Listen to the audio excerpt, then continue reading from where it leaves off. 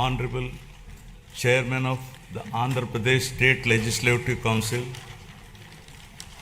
Honorable Speaker of Andhra Pradesh Legislative Assembly, and Honorable members of this August Legislature, it's my honor and privilege to address this joint session of the Legislature on the occasion of the budget session for the year 2026-27. The state of Andhra Pradesh has witnessed significant transitions since its bifurcation in 2014. The government that assumed office that year was confronted with unprecedented challenges, including state reorganization, division of assets, loss of urban conglomeration and the capital city, infrastructure deficits, and an agricultural dominant economic base. Despite limited resources, concerted efforts were made to stabilize finances, improve connectivity, rebuild institutions, and lay the groundwork for long-term development. However, the change in governance in 2019 disrupted this momentum. Systemic governance failures emerged, growth stalled, financial stress intensified, institutions destroyed, total anarchy with breakdown of law and order, arbitrary restrictions placed through misuse of Section 22A, and key sectors such as infrastructure, power, irrigation suffered serious setbacks.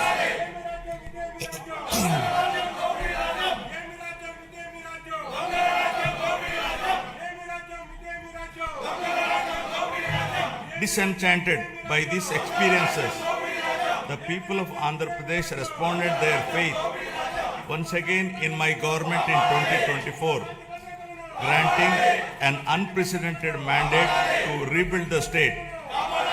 The decisive verdict of electing National Democratic Alliance government reflects their deep trust and confidence in the leadership of Honorable Chief Minister Sri Nara Chandrababu Naidu Garu, the committed partnership of Sri Pawan Kalyan Garu, Honorable Deputy Chief Minister, and the continued guidance and support of Honorable Prime Minister of India, Sri Narendra Modi Garu. Over the last 19 months, my government has followed a calibrated path from revival towards ascendance. Immediately after assuming office, an interim finance plan was placed to stabilize governance and address urgent obligations. This was followed by our first budget, prepared within a short span, which focused on delivering Super 6 and other welfare measures and restarting development activity. Over the next 9 months, corrections were made in policies, system, and expenditure priorities. We then presented a full year budget anchored in a long-term vision. Today, governance has moved beyond revival with welfare, development, and governance aligned to future-ready models. Upon assuming office, my government placed transparency at the forefront by releasing 7 white papers that objectively documented and thereby made common citizen understand the misgovernance in public finances, derailment of the Polavaram project, destruction of the power sector, misappropriation of natural resources, criminal excise policies, deterioration in law and order, and the misguided 3 capital proposal with an aim of destroying futuristic Amaravati that stalled the state's overall progress. By openly acknowledging the problems, my government demonstrated transparency and seriousness of intent. rather than treating them as standalone reports. Government viewed these papers as a starting point for course corrections. Present phase of governance is extremely critical and cannot be considered business as usual. It calls for a clear roadmap and a shared resolve for transformative governance. Accordingly, the government has unveiled the Swarnandhra Vision 2047, placing families and communities at the heart of development. This vision seeks to harmonize prosperity with dignity, growth with equity, and ambition with sustainability.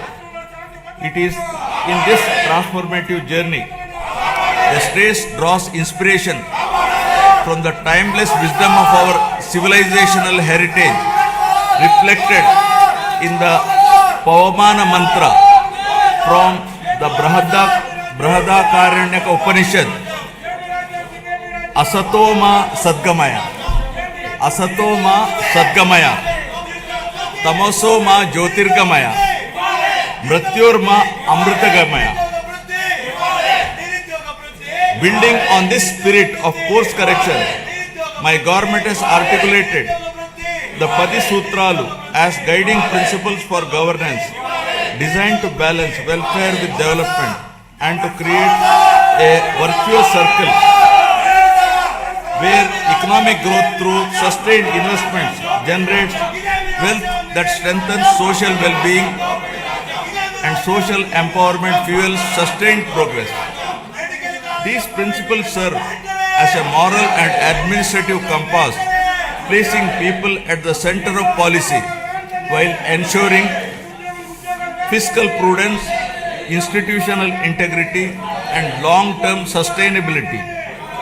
To translate vision into action, a dedicated mission framework has been initiated, operating with